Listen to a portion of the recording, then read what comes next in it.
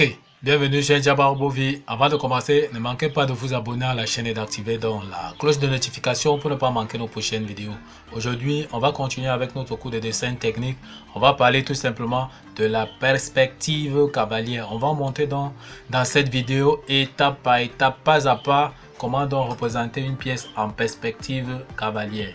On peut donc voir l'exercice, il s'agit tout simplement de compléter la face principale ci-contre pour obtenir la perspective cavalière de la pièce correspondante. On donne donc l'angle d'orientation des fuyantes alpha égale à 30 degrés, l'épaisseur de la pièce 50 mm, K, le rapport de réduction 0,6 à l'échelle 1 sur 1 et on monte dans l'orientation des fuyantes qui est orientée donc vers la droite. D'accord?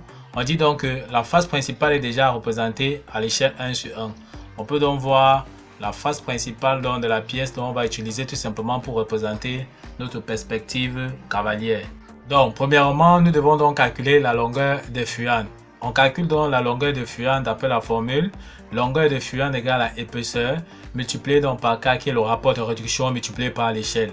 On nous a donné l'épaisseur de la pièce 50 mm, K 0,16, d'accord, et l'échelle était tout simplement 1 sur 1. On multiplie donc 50 multiplié par 0,6 fois 1. La calculatrice nous donne tout simplement donc 30 mm.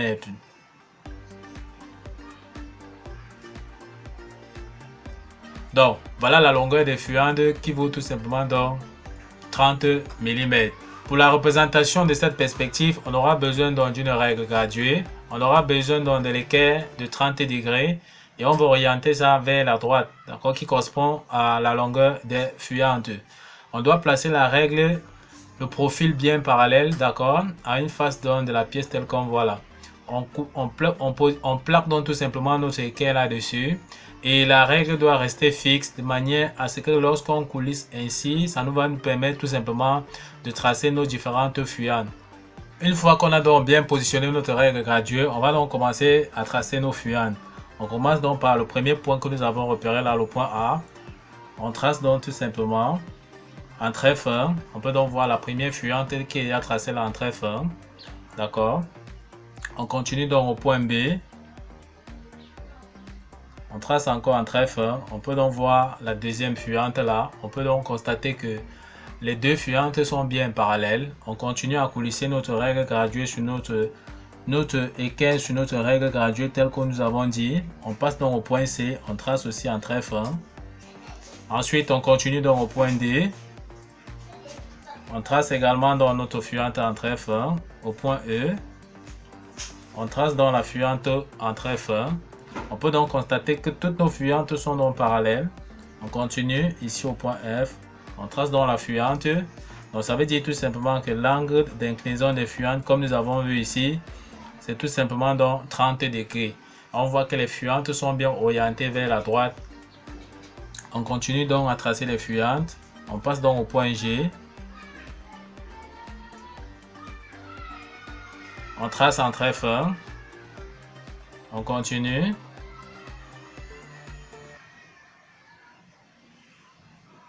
On va tracer comme ça pour tous les points que nous avons repérés tout simplement sur notre figure. Ok, nous sommes déjà au point L à ce niveau-ci. On trace donc notre dernière fuyante telle qu'on voit là.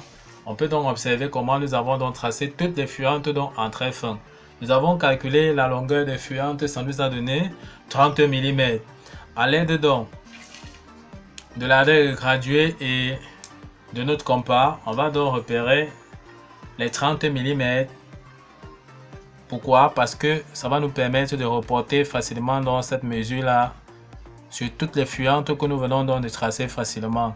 Donc c'est une question donc de rapidité.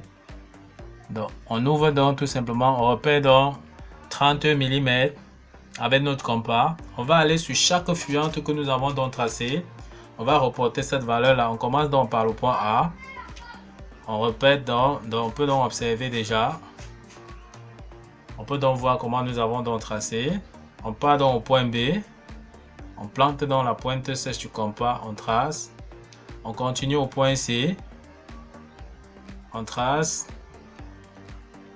Continue. Point E. On trace. Point D. On trace. On va faire comme ça là pour toutes les fuyantes que nous venons donc de tracer, tout simplement pour toutes les fuyantes que nous avons tracées ici. On va reporter cette même mesure de 30 mm partout.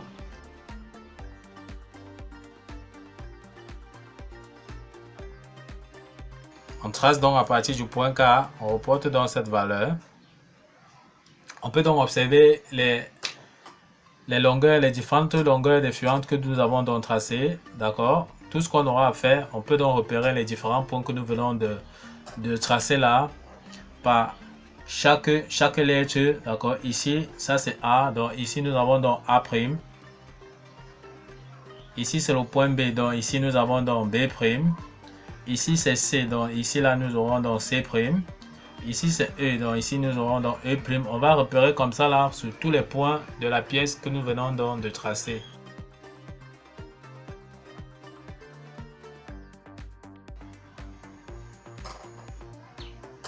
Ok, nous venons comme ça de repérer donc tous les points. Tout ce qu'on aura à faire, c'est de prendre donc notre règle graduée. On va joindre donc A'. On continue donc en interrompu tout simplement. Car c'est à l'intérieur donc de la matière, entre interrompu. On joint donc BB', en très fort. C'est un contour extérieur. On continue. On a donc BC, B'C'. On joint donc B'C'.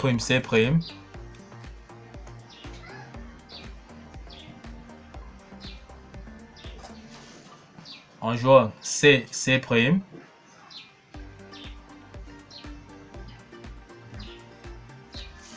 On continue. On a donc C, D, C', D'. On joint donc C', D'. On joint E'.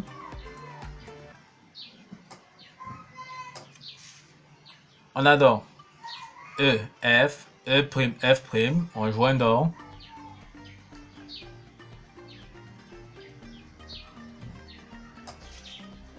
F'.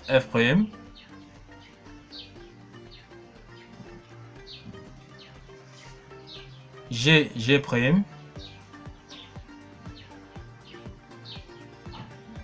On a donc FG, F'G'.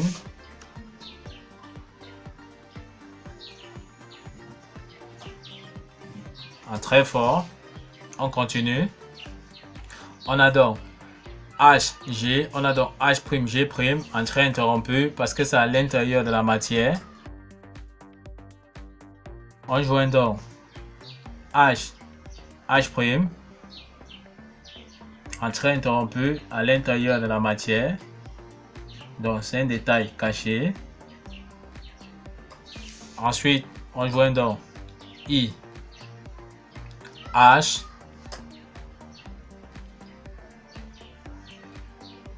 en interrompu toujours, I', en interrompu à l'intérieur de la matière.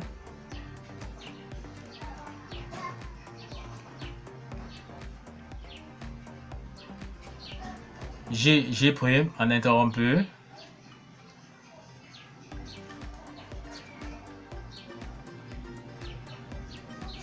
G', en interrompu.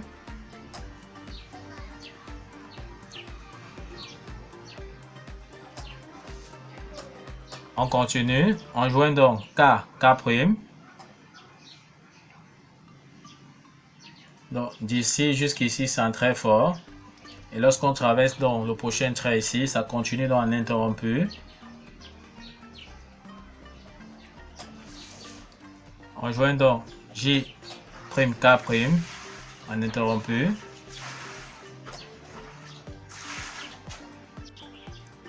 On joint LL' en interrompu.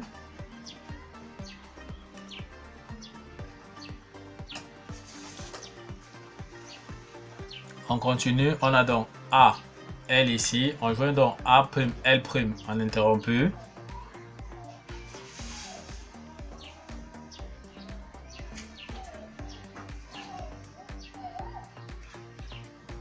On a donc A, B. On joint donc A', B' en interrompu.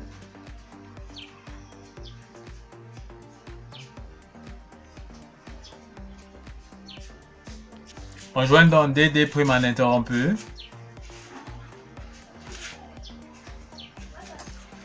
Enfin, on joint donc D prime E prime en interrompu.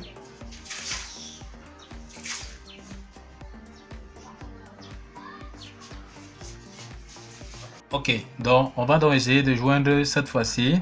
Comme on a vu là, on a donc LK. D'accord, on va donc joindre L prime K prime